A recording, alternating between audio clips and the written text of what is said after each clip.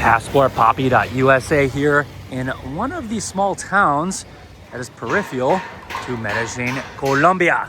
We hear some loud banging.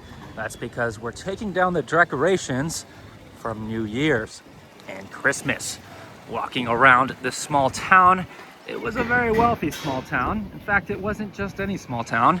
This was the first town or city of Antioquia, which is a province here in Colombia. It was the capital until Medellin became the capital in the 1800s, and all attention moved towards Medellin. But at one point in time, this was a very important place. This was where the Spanish had set up a trade hub. They had also gold operations here. There was gold in the river nearby, and it was quite wealthy. They built a bunch of these churches financed with that gold. The Spanish also financed their wars and operations in Europe at the time. They pretty much owned all of the Andes at one point, from the 1500s up to the 1700s.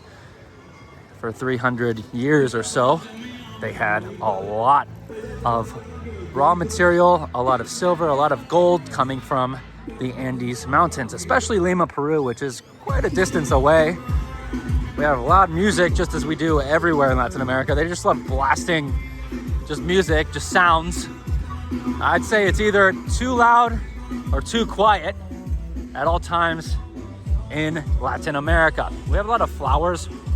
Now, something you should note when you come here to Santa Fe, it's really hot. Now, if you don't know, Colombia, it's a very mountainous country located along the equator, which means you can pick your season depending on which city you're in. It's actually very cool. You can pick which season you want year-round based on the city you're in. Why is that? Well, altitude. There's a lot of mountains, so there's cities that are located high up in the sky, and there's cities that are located below along sea level. Santa Fe is one of these cities that's located low, which means it's hot.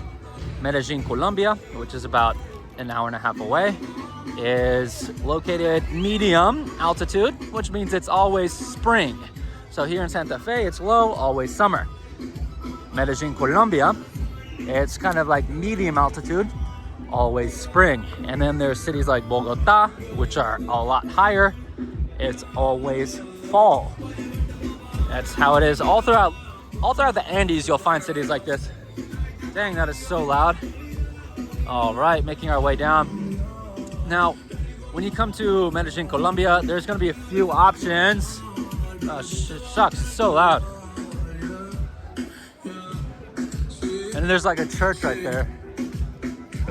Is that church music? I don't know. Here, let's run away. I mean, there's a time and place for that. Like if we're in a club or something, but I mean, it's like a family area to just like chill. It'd be nice if they had some live music. Anyways, yeah, so Medellin, Colombia. We have pretty much three main options of getaway towns, and each town has a season. So here in Santa Fe, we're about an hour and a half away, an hour away from Medellin, depending on where you are in Medellin. This is summer because it's low elevation. A colonial town, very safe, very chill, family oriented.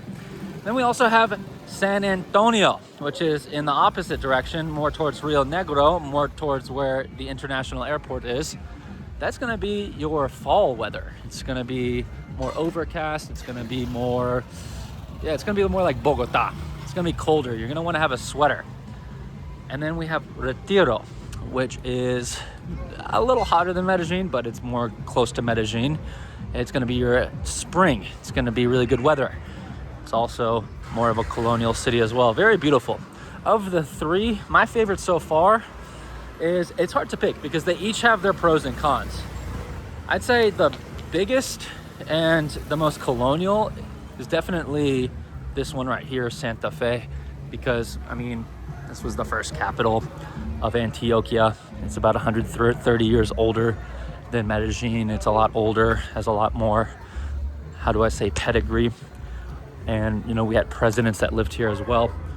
but it's really hot. I don't really like the heat. It's cooling down a little bit now that it's afternoon. Sun's going down, so it's cooling down quite a bit. But during the day, it's just too hot. But it's the most beautiful. I'd say a good middle ground is Retiro. By the way, each of these cities is located in like an opposite direction. Like Retiro is like more south.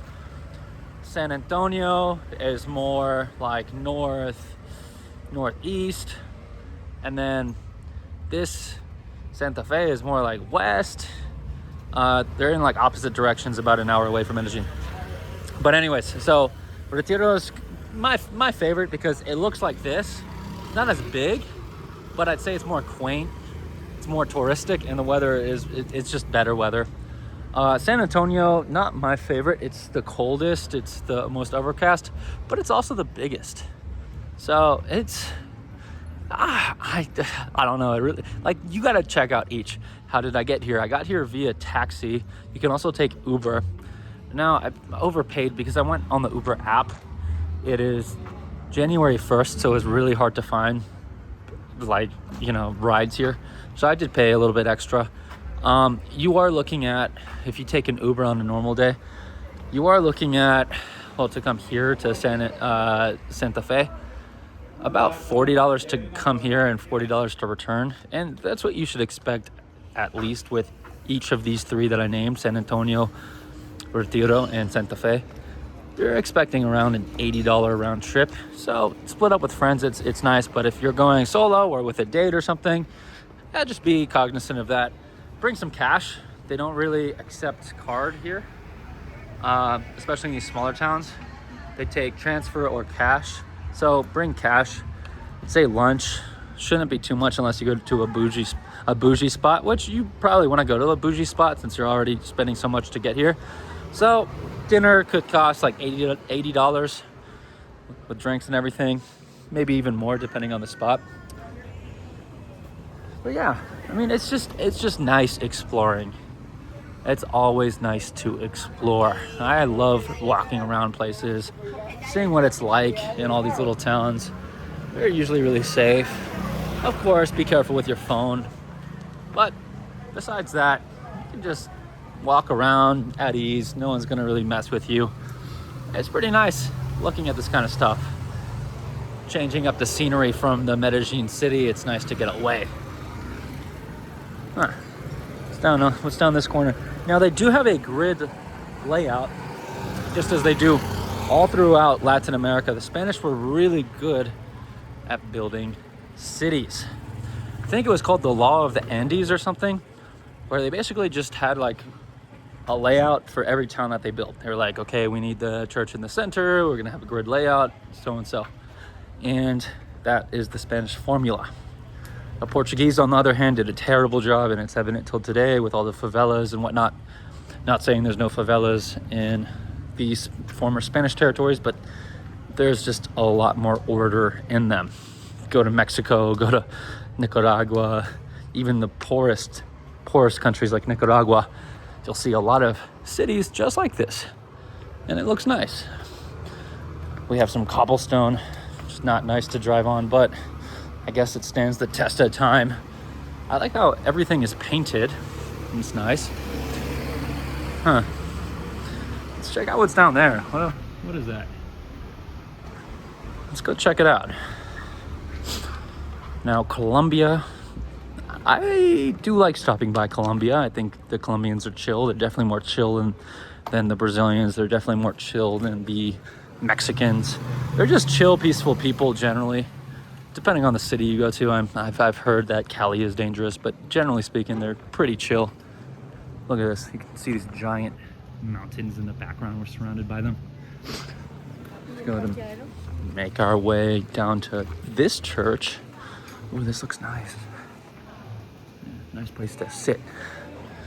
Let's go ahead, find a seat here, plop down, enjoy our evening all the way out here in Santa Fe, Antioquia, Colombia.